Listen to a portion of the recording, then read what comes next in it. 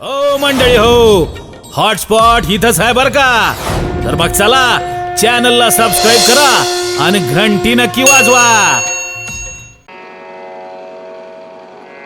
ज्यानं जीवनामध्ये पाप सोडून दुसरं काही केलंच नाही असा असणारा एक नंबरचा पापी धुंदुकारी, त्याचा सुद्धा प्रेत योनीतून भागवत ऐकल्यानंतर उद्धार झाला बरं का. असं हे परम मंगलमय भागवत आहे. आणि या भागवताला सांगतात कथेचे नियम मी तुम्हाला काल सांगितले होते आहे की नाही. ज्यांना ज्यांना जे जे नियम करता येत असतील ते ते नियम करा. आवाजच येत नाही दादा व्यवस्थित बघा. आवाज सांगा कसं गोड येतो का? हां बोला ना. तोंड आहेत का नाही तुम्हाला? बोला ना काहीतरी म्हणा. असं कसं कर्कश कर्कश आवाज येतो. फळं खाऊन कथा ऐका. फळं खाऊन नाही जमलं एक भुक्तम नवा भाव्यम. एकदा जेव्हा आपण कथा ऐका, दोनदा जेव्हा आपण कथा ऐका. नियम कोणताच नाही, कथा ऐकणं हा जीवनामध्ये नियम आहे. आणि म्हणून असे कथेचे नियम सांगितले होते. कथेमध्ये भरपूर दान धर्म करावा. ज्यांना ज्यांना शक्य आहे त्यांनी कथेमध्ये भरपूर दान धर्म केला पाहिजे. दान धर्म केला पाहिजे असंही सांगितलं होतं. आता आपण मूळ भागवतामध्ये प्रवेश करत आहोत. ऐका, या भागवतामध्ये 2 खंड आहे. एक प्रथम खंड आणि दुसरा द्वितीय खंड. दादा आवाज करावं काहीतरी करा प्लीज. एवढं 3 तास बोलायचं म्हणल्यावर शक्य नाही ना, आहे की नाही. ती लाईट आली असेल तर ते जनरेटर बंद करा. लाईट आली का? हां डीम आहे. नकटीच्या लग्नाला 17 इग्न म्हणल्यासारखं काम झालं बा आता हे आहे का. ते जनरेटरचा बी आवाज येतोय. लाईटवाल्याला फोन करा ना, बोर्डीकर साहेब लाईटवाल्याला फोन करा. ऐका लक्ष देऊन. मूळ भागवतामध्ये आपण आज प्रवेश करत आहोत. या भागवतामध्ये 2 खंड आहेत. एक प्रथम खंड आणि दुसरा द्वितीय खंड. जसं रामायणामध्ये कांड असतात का नाही, बालकांड, अयोध्याकांड आहे का नाही, असे या भागवतामध्ये 2 खंड आहे. एक प्रथम खंड आणि दुसरा द्वितीय खंड. या भागवतामध्ये एकूण 335 अध्याय आहेत. किती अध्याय आहेत बोला? 335. आता तुम्ही कथा ऐकून जर गेल्या आणि घरी एखाद्या बाईन म्हणलं भागवत ऐकाय गेलती का? हो. सांग बरं मग किती अध्याय आहेत? अध्याय सांग बरं किती अध्याय आहेत? मग सांगता आले पाहिजे. 335 आहे की. 335 अध्याय, 2 खंड, 12 स्कंध. जसे ज्ञानेश्वरीत 18 अध्याय आहेत का नाही, याच्यात 12 स्कंध आहेत. 12 स्कंध आणि 335 अध्याय आणि 18,000 श्लोक. 18,000 श्लोकाचं हे परम मंगलमय भागवत आहे.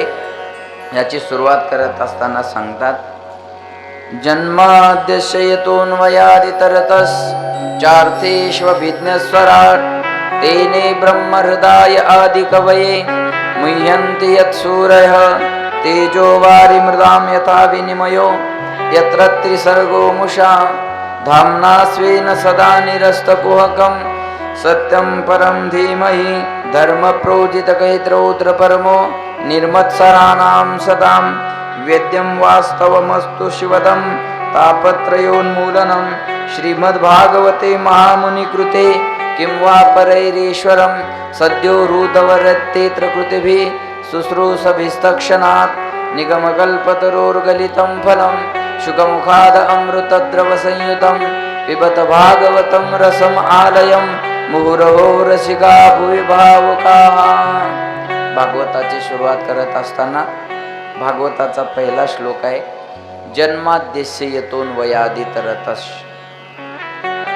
म्हणजे जन्माला येण्याच्या अगोदर पासूनच ज्यांच्या चरित्राला सुरुवात झाली असे असणारे भगवंत, तेने ब्रह्म हृदय आदि कवये. ब्रह्मादिक देवांना सुद्धा आश्चर्य वाटावं असं भगवान श्रीकृष्णाचं चरित्र, की भगवान श्रीकृष्ण मथुरेतून गोकुळात कधी गेले हे कुणाला सुद्धा कळालेलं नाही. तेने ब्रह्म हृदय आदी कवये मुह्यंती यत् सूरयः. आणि असा असणारा जो परमात्मा आहे त्याला आम्ही नमस्कार करतो. सत्यम परम धीमही. आता सत्यम परम धीमही म्हणल्याच्या नंतर सत्यस्वरूप असणारा जो परमात्मा आहे त्या परमात्म्याला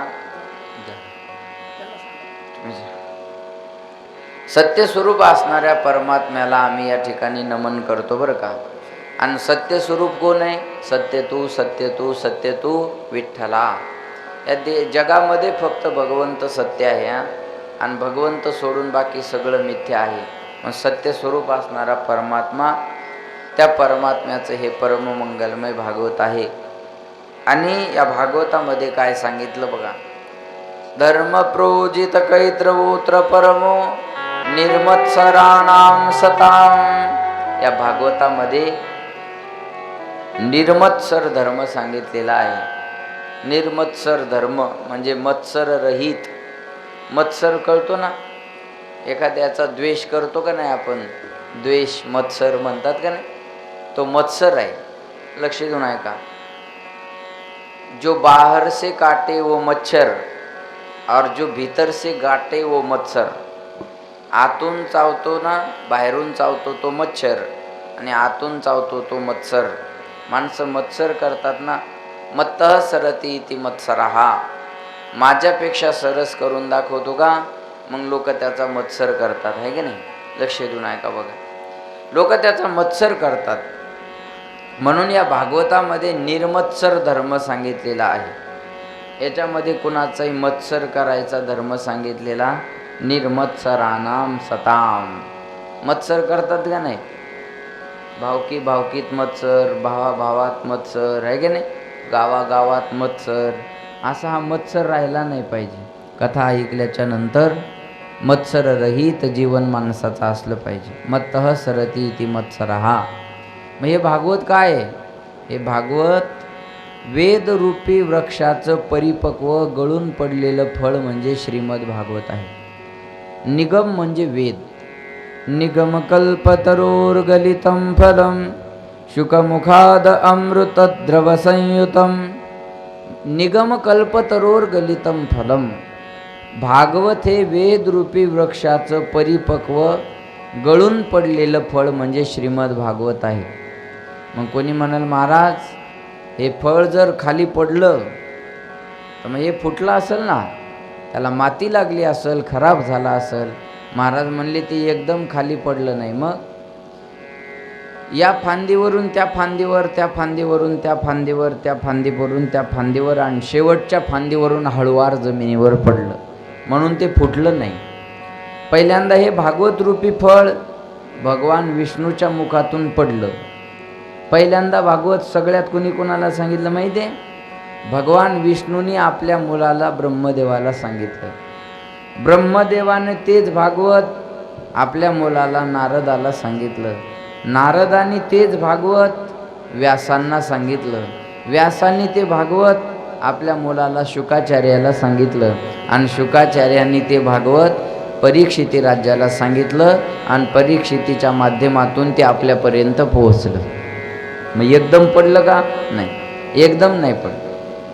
भगवान विष्णू, नंतर ब्रह्मदेव, नंतर नारद, नंतर व्यास, नंतर शुकाचार्य आणि मग परीक्षितीच्या माध्यमातून हे फळ आपल्यापर्यंत पोहोचलं.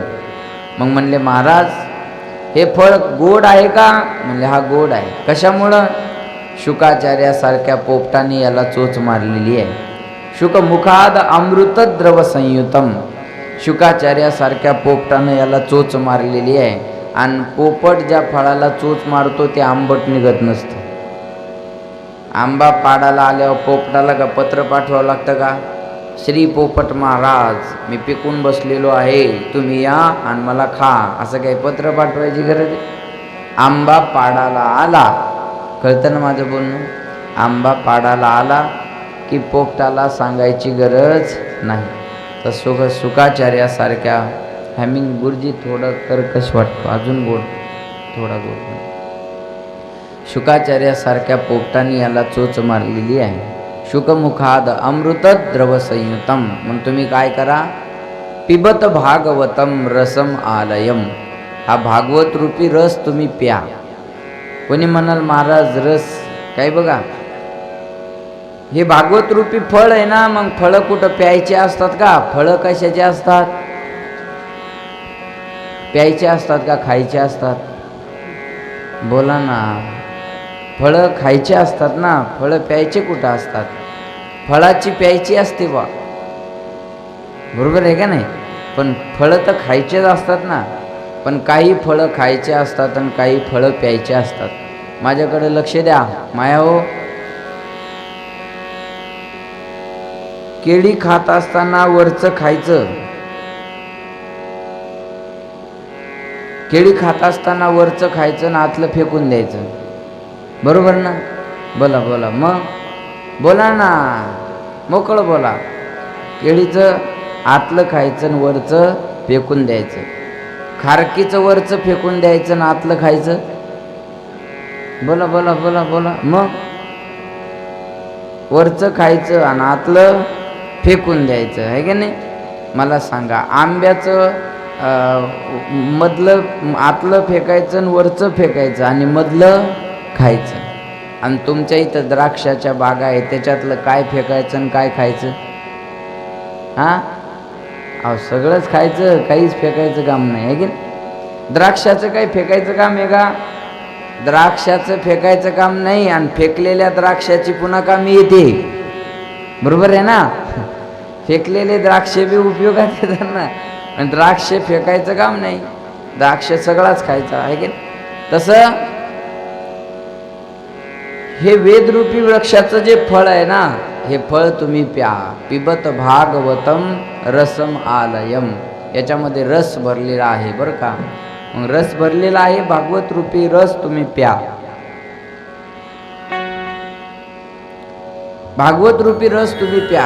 आणि कोणाकोणाला बोलवतात? मुहुर्हो रसिका भुवी भावुका. हा, जे रसिक आहेत भाविक आहेत त्यांनी इकडे या. जे रसिक नाहीत भाविक नाहीत त्यांनी इकडे येऊ नका. रसिकाला आणि भाविकालाच बसा वाटल ना महाराज. जे रसिक आहेत ते आमच्या अगोदर येऊन बसले, बरोबर आहे का नाही? जे रसिक नाहीत ते हळूहळू येतील आरतीच्या टायमाला. रसिक नाही त्यांना कशाला इकडे या वाटत. आणि रसिक नाही त्यांना बोलवतही नाहीत. मला पोरांनी सांगितलं म्हणे महाराज लोकांची मागणी आहे कथा जास्त वेळ करा. आवडायला का तुम्हाला? बोला ना, आवडायला का? हां, मग काय अडचण नाही, करू आपण आपल्या नियोजित वेळेत आहे का?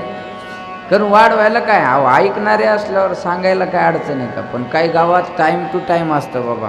कळत नाही का महाराजाला टाईम केव्हा सुरू झालं आणि केव्हा पण? लोकांचा काय काळजी आहे का नाही? तुलाच काळजी बाबा सगळ्या गावाची, महाराजाला काय काळजी? अवघडच आहे का? बरोबर आहे. ऐकायला ऐकणारे असल्यावर सांगणाऱ्याला काय आनंदच आहे ना, आहे का? म्हणून आज आपण जास्त वेळ कथा करायची, 6 वाजेपर्यंत संपून टाकू. जमेल ना?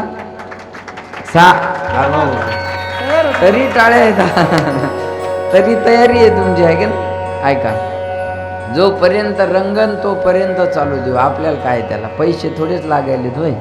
शेवटच्या दिवशी लागतील, रोज थोडेच लागायलेत आपल्याला पैसे. लक्ष देऊन आहे का? मुहुर्हो रसिका भुवी भावुका. हा, आली का लाईट रामप्रसाद? हां, मग बदला ना, ते जनरेटर बंद करा. असतात ना श्रद्धावान लोक, नाही ना त्यांच्या नादाला लागत बसायचं नाही. आपली श्रद्धा आहे ना, आपण देवावर विश्वास आहे आपला, आपण आपल्या पद्धतीनं चालायचं. ज्याचा विश्वास नाही त्याच्यासोबत राहायचंच नाही. ते एकटं राहणं परवडलं त्याच्यापेक्षा. तार्किकाचं काय महाराज? तार्किक माणसं काही बी विचारतात. काही माणसं आम्हाला बेजार कराय काही बी बोलतात. एखादा प्रश्न माहीत असतो आणि तेवढंच बेजार सगळ्या महाराजाला ते एकच असतं त्याचं. एक मला म्हणे महाराज आहेत का? म्हणलं हो महाराज नाही. मग काय पोतराज आहे काय?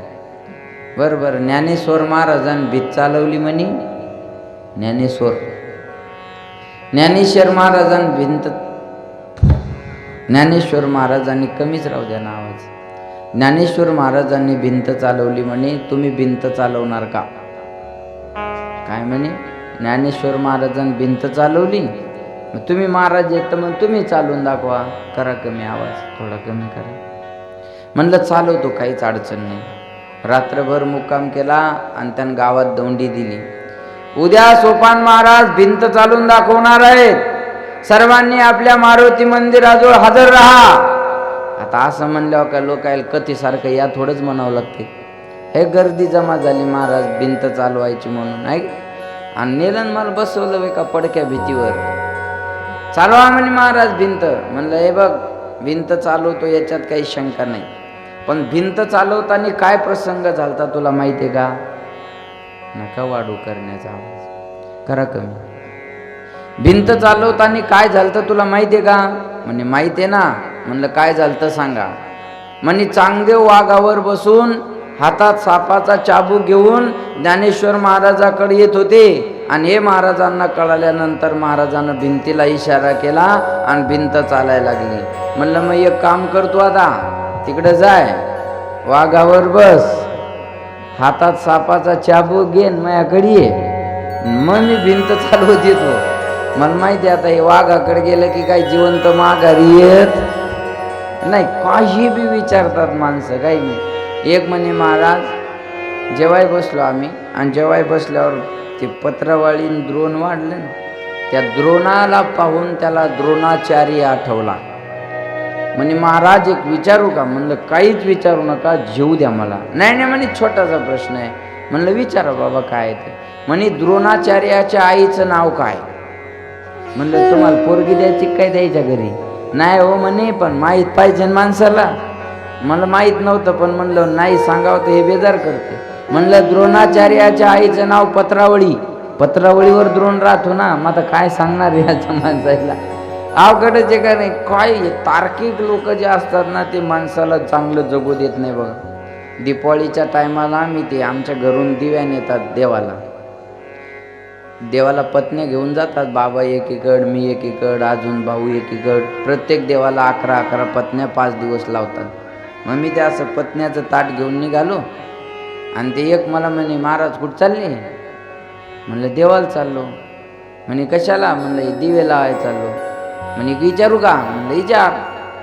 म्हणे ह्या दिव्यातली ही ज्योत कुठून आली? म्हणे काय? म्हणे ह्या दिव्यातली ज्योत कुठून आली? म्हणे मला आता याला काय सांगावं बाबा. मग मी सांगायचंच नाही बनलं, मी अशी फुकली. म्हणलं कुठे गेली सांग. ते म्हणे मला काय माहीत. म्हणलं मग मला कुठून आली काय माहीत नाही बाबा. तुला कुठं गेली माहीत नाही, आपल्याला आली कुठून माहीत नाही. टिट फॉट टॅट जशास तसं. काय करणार महाराज सांगा. अहो प्रेमानं विचारलं, श्रद्धेने विचारलं, आवड म्हणून विचारलं तर माणसाला कोणत्याही प्रश्नाचं उत्तर द्यावं वाटेल. आडमुठपणानं विचारल्यावर द्यावं वाटेल का सांगा? कसं द्यावं वाटेल महाराज? आहे म्हणून तार्किकाला इकडं बोलवतच नाहीत.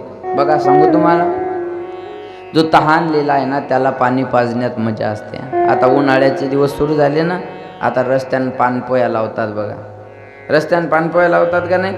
चांगलं पुण्याचं काम आहे.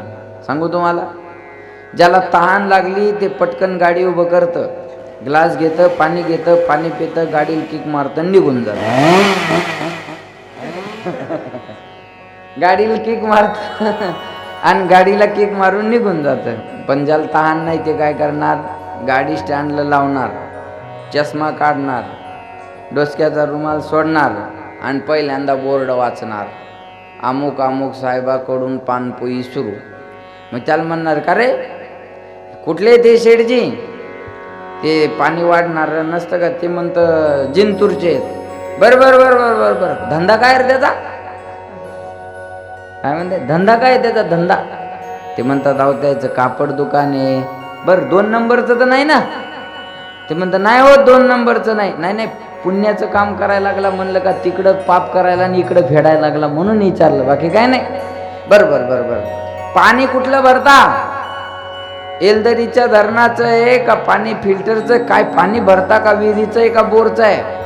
तो म्हणतो अहो शुद्ध विहिरीचं पाणी भरतो आम्ही. बरं बरं बरं बरं. का रे रांजणं रोजची रोज धुता का नाही रे? चौकाशा बघा, हे रांजणं रोजची रोज धुता का रोज आणून त्याच्यातच पाणी ओतत राहता? ते पाणी वाटणारं म्हणतं साहेब रोजची रोज रांजणं धुतो, माझ्याकडं कामच ते. बरं बरं बरं बरं, पाणी जास्त खारट तर नाही ना, नाही तर आवाज खराब होईल. तो म्हणतो साहेब खारट बी नाही. बरं तुझे हातपाव दे कसे? 4-4 बोटं गिलासात बुडवायला लागला भल्या माणसा, किती चौकशा करणार. तो म्हणतो साहेब पाणी चांगलं आहे, गोड आहे, थंड नाही, गळा खराब होणार नाही. मला सांगा ह्या एवढ्या चौकशा कशामुळे? तहान नसल्यामुळे. तहान असली तर एवढ्या चौकशा करतच नाही ना. पहिला गाडीवाला आला विशाल महाराज, पाणी पिलं आणि लगेच गाडी घेऊन निघून गेला. तहान होती म्हणून लगेच गेला. गेली गाडी आहे का नाही, गाडीवर निघून गेला. आता ज्याला तहान नाही तो चौकशा करत राहतो. म्हणून म्हणतात ना, कभी प्यासे को पानी पिलाया नहीं, बाद अमृत पिलाने से क्या फायदा,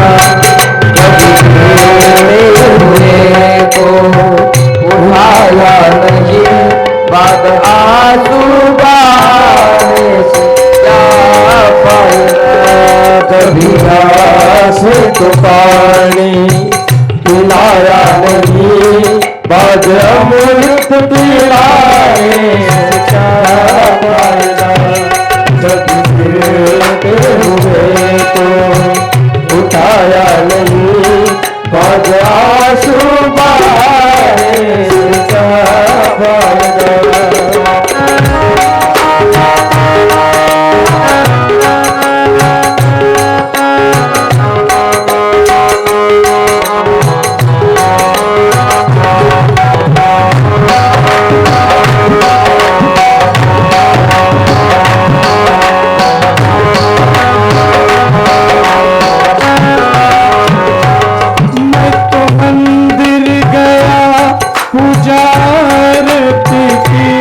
पूजा करते हुए ख्याल आ गया, मैं तो मंदिर गया पूजा की, पूजा करते हुए ख्याल आ गया, कभी माँ बाप की सेवा की नहीं, फिर पूजा के करने से क्या फायदा, प्यास को पानी पिलाया नहीं, और अमृत पिलाने से क्या फायदा.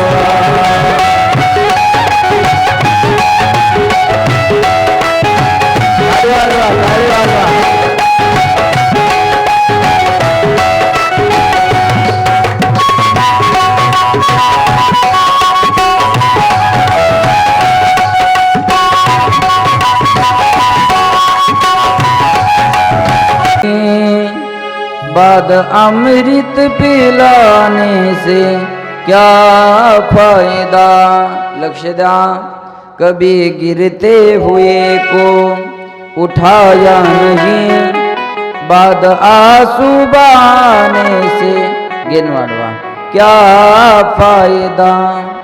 मैं तो मंदिर गया पूजा आरती की, पूजा करते ही मन में ख्याल आ गया, कभी माँ बाप की सेवा की ही नहीं, सिर्फ पूजा के करने से क्या फायदा.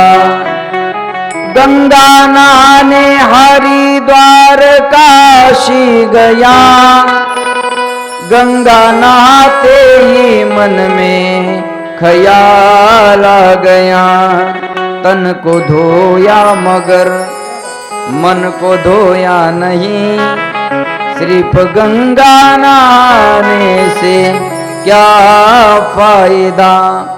मैं तो सत्संग गया गुरुवाणी सुनी, गुरुवाणी को सुनकर ख्याल आ गया, जन्म मानव का लेकर दया ना की, सिर्फ मानव कहलाने से क्या फायदा. बोलिए कभी प्यासे को पानी पिलाया नहीं, बाद अमृत पिलाने से क्या फायदा।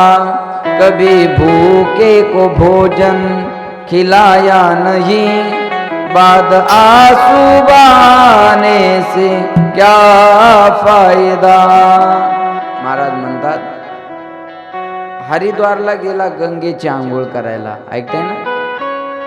गंगेची आंघोळ केली, वरून तर स्वच्छ झाला, पण मन तसंच घाण राहिलं, काही फायदा आहे का? मन घाण राहिल्यावर फायदा आहे का? काहीच नाही ना। मग नुसतं नदीवर आंघोळ करून उपयोग होणार आहे का? उपयोग होणार नाही। मंदिरात गेला, देवाची पूजा केली, पण कधी आई वडिलांची कधी पूजा केली नाही, तर मग देवाला ती पूजा मान्य आहे का? नाही। पडलेला असेल त्याला उचललं पाहिजे, आणि पुढे जाऊन रडण्यात काही मजा आहे का? नाही। आपण थांबायला पाहिजे होतं, आपण थांबायला पाहिजे होतं। काय कोण माणूस असेल काय असेल, आम्ही 8-10 दिवसापूर्वी होता ना सोबत, आहे की आम्ही इकडून कीर्तनावरून येत होतो त्या नांदेडच्या पुढून, आणि ते शिरड आहे ना, शिरड, त्या शिरडच्या तिथं 2 व्हीलर पडली होती। एक पोरग, एक चालवणारं, त्याची आई आणि त्याची एक भाची। आम्ही उभे राहिलो तिथं पडल्यानंतर। काय झालं, ते रात्री 1 वाजला होता, रातच्या 1 वाजता, आणि त्याने मला पाहिलं की ते म्हणे असं नेमकं डोळे उघडत होतं, आणि मला म्हणे तुम्ही सानप महाराज आहे का? म्हणलं हो। इको बोलताना कमी करा। मला म्हणे तुम्ही सानप महाराज आहे का? म्हणलं हो। ते काय लागलं त्याला विसरलं। ते म्हणे अहो मी रोज तुमचे कीर्तन ऐकतो। अरे म्हणलं ते कीर्तनाचं राहू दे, तुला लागलं किती ते दाखव पहिल्यांदा। मग त्याला पायाला लागलेलं होतं, ते छोट्या मुलीला लागलेलं होतं। मग आम्ही ॲक्सिडेंट झाला अशी घटना झाली की आम्ही थांबतो बरं का, किती रात्री असू द्या काही असू द्या, कारण आपण बी रोज रस्त्यावर आहे ना। मग थांबलो आम्ही। मग ते सोबत जायचं होतं, त्याला म्हणलं आता रे, त्याला ती गाडी त्याची तुटली, गाडी मोडली त्याची, ती 2 व्हीलर, ती गाडी पडलेली। मग म्हणलं आता कुठला आहे तू? म्हणे मी जवळ्याचा आहे, जवळा बाजार। म्हणलं मग आता काय नाही, म्हणे महाराज इथंच थांबतो कुठंतरी, नाही तर हीच गाडी कशी तरी नेतो। अरे म्हणलं असं कसं जाणार आहे, बस गाडीत। मग त्या तिघांना आम्ही गाडीत बसवलं, आणि तिथं दवाखान्यात नेऊन आमच्या गावचे डॉक्टर आहे त्यांच्याकडे सोडलं। पुन्हा दुसऱ्या दिवशी त्याचा फोन आला, म्हणे महाराज मी रोज तुमचे कीर्तन ऐकतो, आणि तुम्हीच मला आज या संकटातून वाचवलं। सांगण्याचा अर्थ काय, मी काय लई तीर मारलं हा अर्थ नाही।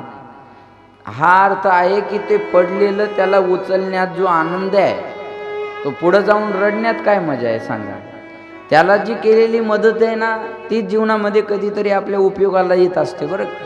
म्हणून लक्षात ठेवा, एखादा जर अडलेला असेल, एखादा संकटात असेल, तर आपण त्याला मदत केली पाहिजे।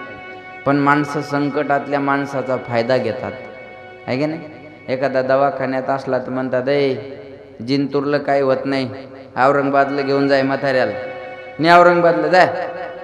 ते म्हणता अहो पण पैसे नाही ना माझ्याजवळ। अरे मी देतो ना, पैशाला काय वाहने पैसे। अहो पण पैसे कसे, तो एकर भरमल चिटकून येते, लिहून दे, ने पैसे देऊ लागतील तेवढे, काय करतो वावराल तरी, असे नग आहेत आपली, आहे का नाही? एखादा अडचणीत आला की त्याला कसं गाडायचं हे आपल्या लोकांकडून शिकलं पाहिजे आपण, आहे माणसाकडून। आपले लोक म्हणजे माणसं माणसाला वेळ आल्यानंतर मदत करायची सोडून त्याला अडचणीत आल्यानंतर खाली कसं आणायचं याच्यावर जास्त असतात। म्हणून महाराज जो अडचणीत आहे त्याला मदत केली पाहिजे, जो पडलेला आहे त्याला उचलण्यामध्ये मजा आहे। महाराज म्हणतात जो तहानलेला आहे ना त्याला पाणी पाजण्यात मजा आहे, तहानलेला नाही त्याला पाणी पाजण्यात काय मजा आहे, बरोबर? मग जो कथेचा ऐकण्याचा तहानलेला आहे त्यालाच महाराजानं कथा सांगितली पाहिजे। ज्याला तहान नाही, आवड नाही, ते त्याला कशाला सांगून, त्याला सांगून काही फायदा होणार नाही। म्हणून मुहुर हो रसिका भुवी भावुका, जे रसिक आहेत भाविक आहेत त्यांनी इकडे या, बाकीच्यांना इकडे बोलवतच नाहीत बरं का। आता सूत महाराजांना शौनकादी ऋषी 6 प्रश्न करतात, ऐका बरं। आणि त्या 6 प्रश्नाचं उत्तर म्हणजे सर्व भागवत आहे। ते 6 प्रश्न कोणते आहेत बघा। पहिला प्रश्न आहे मानवी जीवनाचं कल्याण कशामध्ये आहे। पहिला प्रश्न आहे मानवी जीवनाचं कल्याण कशामध्ये आहे। दुसरा प्रश्न आहे, जगात शास्त्र खूप आहेत, या सर्व शास्त्राचं सार काय आहे? तिसरा प्रश्न आहे, भगवंत अवतार का घेतात? भगवंत जर अवतार घेतात तर त्यांचे किती अवतार झाले? चौथा प्रश्न. तिसरा प्रश्न आहे, भगवंत अवतार का घेतात? आणि चौथा प्रश्न, अवतार घेतात तर त्यांचे किती अवतार आहेत? ऐका, माणसाच्या जीवनाचं परम लक्ष्य काय आहे? आणि भगवंत निजधामाला गेल्याच्या नंतर धर्म कोणाला शरण जातात? हे 6 प्रश्न आहेत. पुन्हा एकदा 6 प्रश्न ऐका. एकदा सगळ्यांनी सतरंजीकडे पाहून घ्या. टाक बाबा रामप्रसाद लवकर. हात लावून पाहायचा का? हां, नाही ना, झालं ना आता? हां, इकडं पाहत. 6 प्रश्न कोणते? मानवी जीवनाचं कल्याण कशामध्ये आहे? हा पहिला प्रश्न. जगातल्या सर्व शास्त्राचं सार काय? दुसरा प्रश्न. भगवंत कर्तुम अकर्तुम अन्यथा कर्तुम आहेत, तर भगवंत अवतार का घेतात? हा तिसरा प्रश्न. भगवंत जर अवतार घेतात तर त्यांचे किती अवतार आहेत? हा चौथा प्रश्न. आणि भगवंत, लक्ष देऊन ऐका, मानवी जीवनाचं परम लक्ष्य काय आहे? 5वा प्रश्न. आणि भगवंत निजधामाला गेल्याच्या नंतर धर्म कोणाला शरण जातो? हा 6वा प्रश्न. या 6 प्रश्नाचं उत्तर म्हणजे परम मंगलमय भागवत आहे. ऐका, या जगातल्या सर्व शास्त्राचं सार काय आहे? तर या जगातल्या सर्व शास्त्राचं सार आहे श्रीमद भागवत. श्रीमद भागवत हे जगातल्या सगळ्या शास्त्राचं सार आहे. कारण या भागवतामध्ये नामाचा महिमा सांगितलेला आहे. बरोबर आहे? लक्ष देऊन ऐका, भगवंत अवतार का घेतात? तर लक्षात ठेवा, महाराज म्हणतात, अवतार तुम्हा धराया कारण उद्धराया जन जडजीव, किंवा अवताराच्या राशी तो हा उभा विठेवरी, शंख चक्र गदा पद्मसहित हारी. भगवंत अवताराची राशी आहे बरं का. अनंत अवतार घेशी भक्ता कारणे, कनवाळू कृपाळू दिना लागे उद्धरणे. भगवंतानं अनंत अवतार घेतलेले आहे बरं का. त्या अनंत अवताराचं वर्णन 6 भागात केलेलं आहे. भगवंताचे अवतार कसे कसे आहेत? काही अंश अवतार, काही अंशांश, काही कला, काही आवेश, काही पूर्ण आणि काही पूर्णोत्तम. 6 भागात त्याचं वर्गीकरण केलेलं आहे. भागवतामध्ये प्रामुख्यानं 24 अवताराचं वर्णन आलेलं आहे. हां, लक्ष देऊन ऐका. भागवतामध्ये 24 अवतार सांगितले. कोणते 24 अवतार आहे? मध्वयम भागवतामध्ये 24 अवतार सांगितलेले आहेत. त्याच्यानंतर भागवतामधले जे 24 अवतार आहेत, पण संत मालिकेमध्ये 10 अवताराला प्राधान्य दिलेलं आहे. संत मालिकेमध्ये 10 अवताराला प्राधान्य दिलेलं आहे. ऐका लक्ष देऊन. म्हणजे भागवतात 24 अवताराचं वर्णन आहे. भगवंत 24 अवतार घेतात. ऐका, मानवी जीवनाचं परम लक्ष्य काय आहे? मानवी जीवनाचं परम लक्ष्य आहे भगवत प्राप्ती. माणसं नरदेहात आल्यानंतर माणसाला काय मिळवायचं असतं? जगाच्या मालकाला मिळवायचं असतं. जगाच्या मालकाला मिळवण्यासाठीच आपल्याला हा नरदेह आहे. म्हणून माणसाचं परम लक्ष्य आहे भगवंताची प्राप्ती.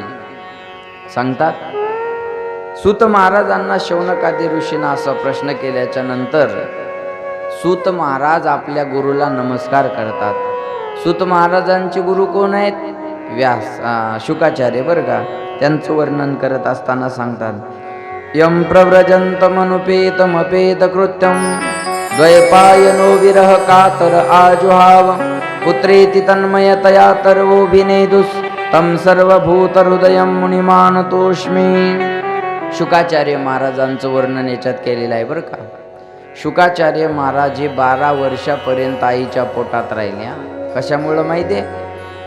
या मायेला घाबरून. या कलियुगात आल्याच्या नंतर, या मायेत आल्याच्या नंतर मला भगवंताचा विसर पडेल म्हणून 12 वर्ष आईच्या पोटातच राहिले. म्हणतात ना, ब्राह्मणाचे पोरे एक ब्राह्मणाचा पोरगा तो या खेळाला भ्याला. बामणाचे पोर एक खेळाशी भ्याला, खेळाशी भ्याले. बामणाचे पोर एक खेळाशी भ्याले, बामणाचे पोर एक खेळाशी भ्याले. 12 वर्ष लपाले रे, 12 वर्ष लपाले रे, 12 वर्ष लपाले रे, 12 वर्ष लपाले रे.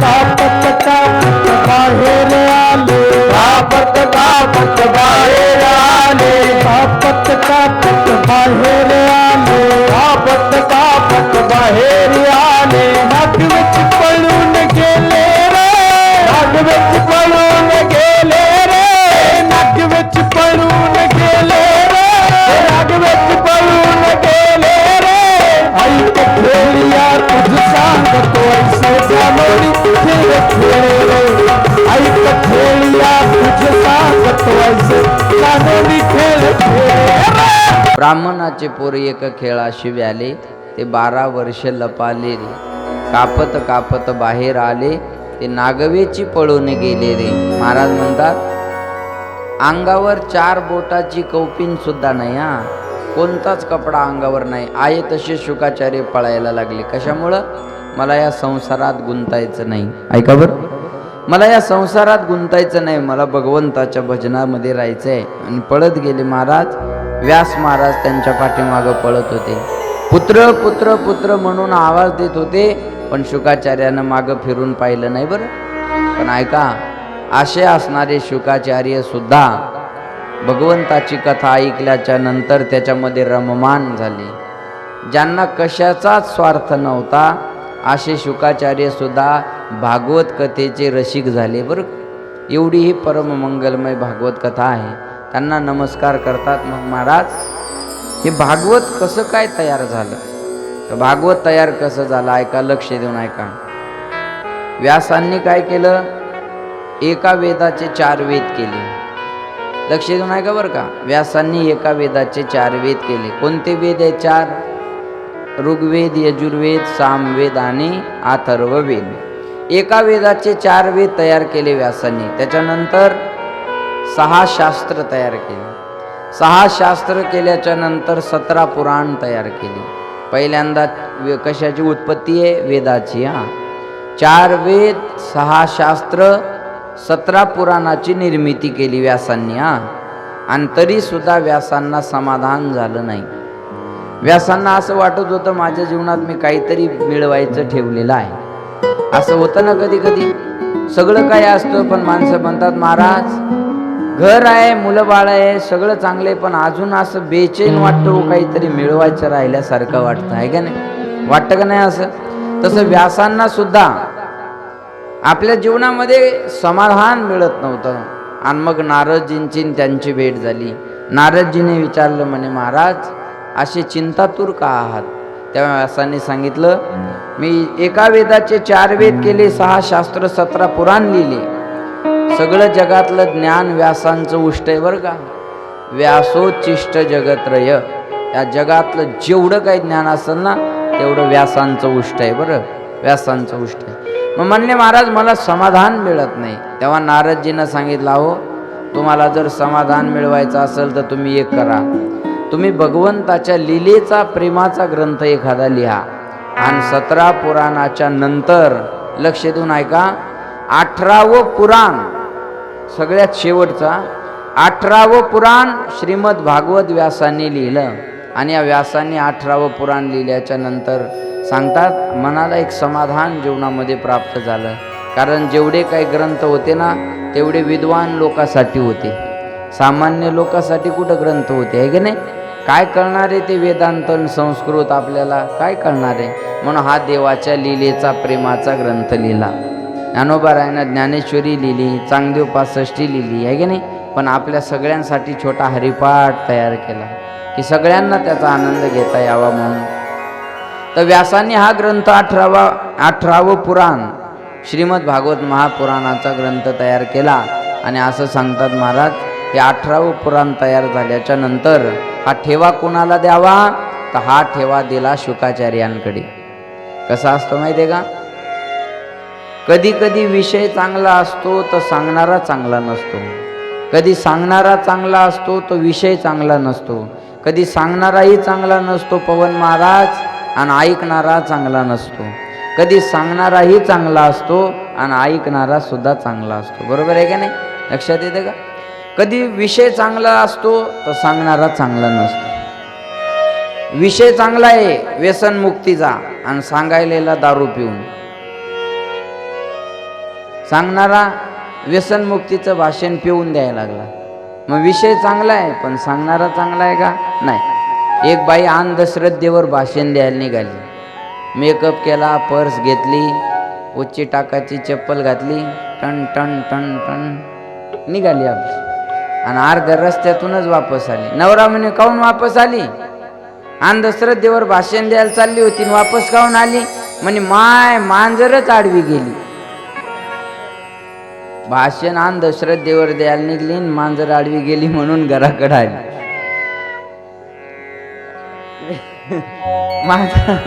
मांजर आडवी गुरुजीसाठी टाळ्या वाजवा एकदा. अहो इकडं तोंडातून निघणं तिकडं काढणं हे आवाज सोपा आहे का? ते त्यांनी खूप वर्ष घासले त्याच्यामध्ये आहे का नाही? मांजर आडवी गेली म्हणून वापस आली, मग फायदा आहे का? अंधश्रद्धेवर भाषण द्यायचं म्हणल्यावर मांजर आडवी गेल्यावर वापस यावं? अजिबात. मग विषय चांगला आहे पण सांगणारा चांगला नाही. अंधश्रद्धेवर बोलणं चांगला विषय आहे ना. श्रद्धा वेगळी आहे, अंधश्रद्धा वेगळी. श्रद्धा असावी पण अंधश्रद्धा नसावी. बरोबर आहे.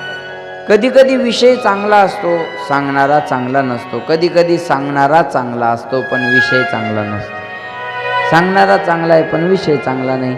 आणि कधी कधी सांगणारा, ठेव बाळा त्याच्यात ठेव टोपल्यात, हां, कधी कधी सांगणाराही चांगला असतो आणि विषय सुद्धा चांगला असतो. तसं आता हा भागवत विषय आहे सुंदर, मग द्यायचा कुणाकडं? मग शुकाचार्याकडे द्यायचं ठरवलं. आणि हा ठेवा व्यासांनी सगळा शुकाचार्य महाराजांकडे, अधिकारी माणसाकडे दिलं पाहिजे बरं का. काल मी चालता चालता गाडीत रात्री एक दृष्टांत वाचला, फेसबुकला आला होता छान. एका बापानं आपल्या पोरासाठी जुन्या काळची एक घड्याळ ठेवली होती. ऐका बरं लक्ष देऊन. जुन्या काळची घड्याळ आपल्या बापानं पोरांना ठेवून दिली होती. आजानी नातवासाठी ठेवून दिली होती. आणि त्या नातवाला मग बापानं सांगितलं, हे बघ ही माझ्या वडिलांनी दिलेली घड्याळ आहे, जाय बरं ही घड्याळ घेऊन, हिची किंमत किती आहे पाहून ये. ऐका लक्ष देऊन. ते पोरगं एका घड्याळाच्या दुकानात गेलं आणि त्या घड्याळाच्या दुकानात गेल्यानंतर ते जुनी घड्याळ, आता हे सगळ्या चांगल्या घड्याळी आल्या, स्मार्ट घड्याळ, ते जुनं घड्याळ होतं का नाही, त्या दुकानदारानं सांगितलं हे 200 रुपयाला घेतो मी. किती? 200 रुपयाला. ते पोरगं घरी आलं आणि बापाला म्हणे, बाबा मी घड्याळ घेऊन जिंतूरला गेलो म्हणे आणि तिथं घड्याळातल्या दुकानाला दाखवलं पण ते म्हणे ही जुनी घड्याळ आहे, ही घड्याळ मी 200 रुपयाच्या वरी काही घेणार नाही. बाप म्हणे असं कर, हे भंगाराच्या दुकानात घेऊन जाय. पोरगं तिथून घड्याळ घेऊन भंगाराच्या दुकानात गेलं. आता भंगाराचंच दुकान ते, भंगारवाल्याने सांगितलं त्याला घड्याळीची थोडीच किंमत आहे, त्याला वजनाला किंमत आहे. हे 20 रुपयाचं किलोभर भरतंय म्हणे, जुनं घड्याळ आहे, 20 रुपयाला घेतो म्हणे मी, आपण याच्या काय पुढं घेणार नाही. पोरगं पुन्हा घरी आलं आणि घरी आल्यावर बापाला म्हणे, बाबा हे भंगारवालं भंगार 20 रुपयातच घेतो म्हणे, हे 20 रुपयाला घेतो म्हणलंय. बाप म्हणे एक असं कर, आता ही घड्याळ घेऊन तू एखाद्या दुसऱ्या ठिकाणी जा. आणि मग पोरगं गेलं, ती घड्याळ घेऊन एका संग्रहालयात गेलं, वस्तू संग्रहालयात गेलं आणि तिथल्या त्या जाणकार माणसानं त्या जुन्या इंग्रजाच्या काळातल्या घड्याळाची किंमत किती केली माहिती आहे का? त्या पोराला म्हणे हे घड्याळ इथं ठेव आणि या घड्याळाच्या बदल्यात मी तुला 5 लाख रुपये देतो. बघा, आणि 5 लाखात त्यानं ते घड्याळ घेतलं आणि आपल्या वस्तू संग्रहालयात ठेवून दिलं की असं घड्याळ आता मिळणार नाही, असं घड्याळ आता मिळणार नाही. वस्तू तर तीच होती ना, पण पहिल्याकडं 200 रुपयाला, भंगारवाल्याकडं 20 रुपयाला, आणि महाराज ज्या वस्तू संग्रहालयाकडे गेल्यावर तीच घड्याळ 5 लाखाला. याचं काय? वस्तूची किंमत कधी होत असते? योग्य माणसाकडे गेल्याच्या नंतर. योग्य माणसाकडे नाही न्याल तर त्याला काय किंमत? गायीची किंमत आपल्याला आहे, कसायाला काय गायीची किंमत आहे? कसायाला गायीची किंमत काय करणार आहे? चला बोला. गायीची किंमत आपल्याला आहे म्हणून भगवंत गायी राखायला गेले ना, म्हणून त्यांचं नाव गोपाळ पडलं का नाही? गायी पालणारा गोपाल. लक्ष देऊन ऐकताय का? ठेवा चांगला असला पाहिजे पण द्यायचा कुठं कळलं पाहिजे ना. मग शुकाचार्यानं तो ठेवा, आपल्या व्यासांनी तो ठेवा आपल्या मुलाकडे शुकाचार्याकडे दिला. आणि शुकाचार्याकडे दिल्याच्या नंतर ऐका, सूत महाराजांनी शौनक आदी ऋषीला प्रश्न केले. म्हणे महाराज, परीक्षिती राजा हे चक्रवर्ती राजा होते आणि या चक्रवर्ती राजाला 7 दिवस कथा ऐकायला वेळ कसं काय मिळाला? आणि शुकाचार्य तर गायीची धार काढायला जेवढा वेळ लागतो तेवढा वेळ एका जागी थांबायचे आणि ते एका जागेवर 7 दिवस कसं काय थांबले? काही माणसं म्हणले का नाही, महाराज 7 दिवस तुमच्या गावात कसं काय टाइम काढला बाबा? ते जर रोज एवढे 2-2 कीर्तनं सोडून, आहे का नाही? आश्चर्य वाटतं का नाही कधी कधी, बरोबर आहे का नाही? तसं 7 दिवस शुकाचार्याने एका जागेवर थांबून परीक्षिती राजाला कथा कसं काय सांगितली? आणि परीक्षिती राजा चक्रवर्ती राजा असताना त्यांना कथा ऐकण्याची गरज का पडली? याचं उत्तर तुम्ही आम्हाला द्या. याचं उत्तर सांगत असताना सूत महाराज शौनकादी ऋषीला म्हटले, हे सांगायच्या अगोदर मला तुम्हाला परीक्षिती राजाचा जन्म, कर्म आणि लय या 3ही गोष्टी तुम्हाला सांगाव्या लागतील. मग महाभारताचा प्रसंग थोडक्यात सांगतात बरं का, ऐका लक्ष देऊन. परीक्षिती राजाला 7 दिवस कथा का ऐकावी लागली आणि शुकाचार्यानं 7 दिवस कथा का सांगितली? याचं उत्तर आपल्याला पाहिजे, लक्ष देऊन ऐका. यदा मृदे कौरवसृञ्जयानां वीरेश्वतो वीरगतिं गतेषु कृकोदरा विद्धगदाभिमर्श भग्नोरुदंडे धृतराष्ट्रपुत्रे. ऐका, धृतराष्ट्राचा पुत्र होता दुर्योधन. दुर्योधन, लक्ष देऊन ऐका बरं का, दुर्योधन मूर्छित अवस्थेत पडलेला आहे. परीक्षिती राजाचा जन्म, कर्म आणि लय याच्यासाठी सांगतो, लक्ष द्या. दुर्योधन मूर्छित अवस्थेत पडलेला आहे. महाभारताचं युद्ध शेवटच्या टप्प्यामध्ये आलेलं आहे. हस्तिनापुराचं राज्य पांडवाला मिळालेलं आहे. दुर्योधनाच्या मांडीचं भीमाच्या गदेने विच्छेदन केलेलं आहे. यदा मृदे कौरवसृञ्जयानां वीरेश्वतो वीर गतिम गतेषु वृकोदरा विद्ध गदाभिमर्श भग्नोरुदंडे धृतराष्ट्रपुत्रे.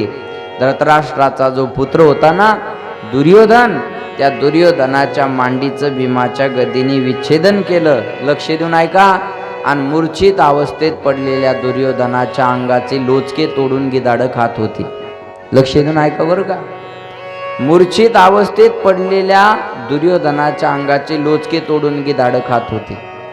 भारताचा एका काळचा सम्राट धृतराष्ट्र आणि सम्राटाचं पोरग दुर्योधन, पण शेवटच्या क्षणाची अवस्था कशी झाली? गिधाडं अंगाचे लोचके तोडून खात होती.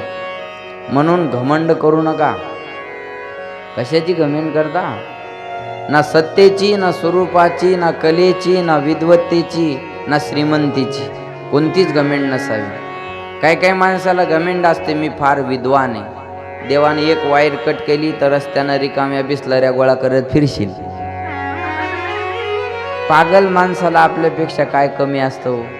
आपल्यासारखे डोळे, हात, पाय, काने सगळे, फक्त एक वायर कट केलेली असती देवाने आणि त्याच्यामुळे ते रस्त्यानं फिरत राहतात. मग देवाने ठरवल्यानंतर कुणाला वाटतं मी दिसायला सुंदर आहे, उद्या गाडी स्लिप झाली तर थोबाडाचा नक्षा बदलून जाईल. गाडी स्लिप झाली तर थोबाडाचा नक्षा बदलून जाईल. ऐका, कुणाला वाटतं माझ्या ताकद खूप आहे, उद्या अर्धांग वायू झाला तर बशी सुद्धा धरता येणार नाही. बशी सुद्धा धरता येणार नाही. कोणाला वाटतं माझ्याकडे सत्ता आहे, अरे पुन्हा येईन म्हणणाऱ्याला बी विरोधात बसावं लागतं. काय घमेंड करायला लागलास तू? सत्तेची घमेंड कशाचीच नाही महाराज, घमेंड करूच नका. कशाचीच घमेंड नसावी, बरोबर आहे का नाही? म्हणून महाराज, कोण दिवस येईल कैसा कोण जाणतो. उद्याचा दिवस आपल्यासाठी कसा असेल हे आपल्याला माहिती नाही. दैवाचा कौल कसा असेल हे आपल्याला माहिती नाही. कसा असेल कौल दैवाचा, थोडा इको द्या.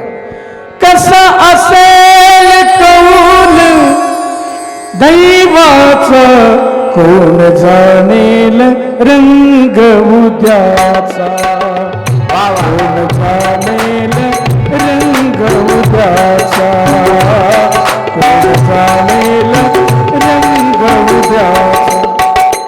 कसा असेल कौल दैवाचा, कसा असेल कौल दैवाचा,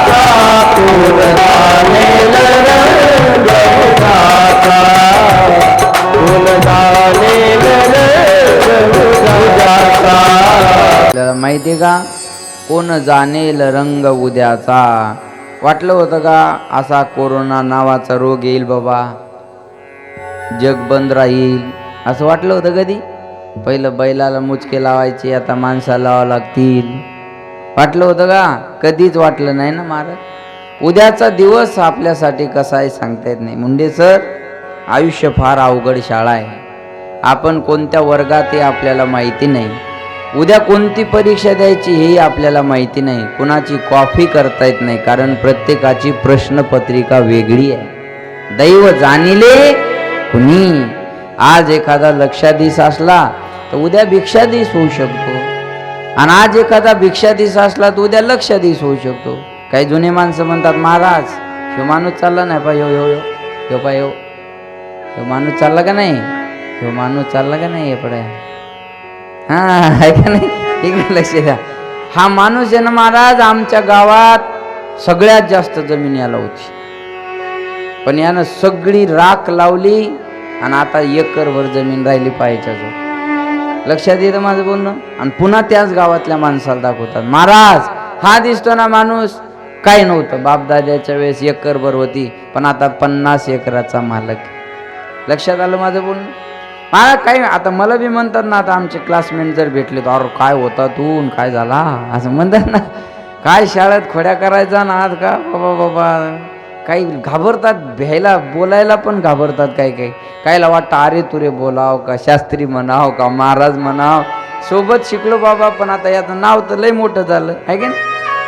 कधी कधी असं होत असतं बघा. आणि कधी कधी मोठे झालेले माणसं खाली येताना आपल्याला दिसतात का, दैव जाणिले कुणी. समयाशी सादर व्हावे म्हणा गुरुजी.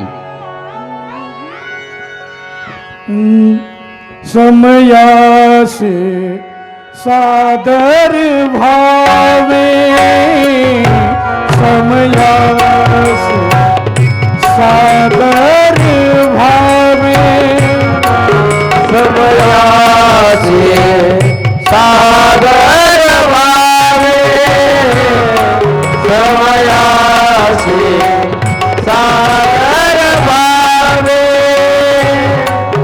समयासी सादर भावे, समयासी सादर भावे, भावे समयासी सादर भावे, समयासी सादर भावे.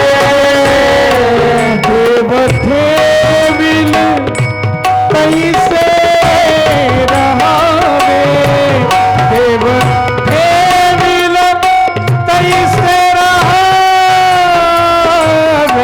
समयासी सादर भावे, समयासी सादर भावे. हो मंडळी हो, हॉटस्पॉट इथंच आहे बर का.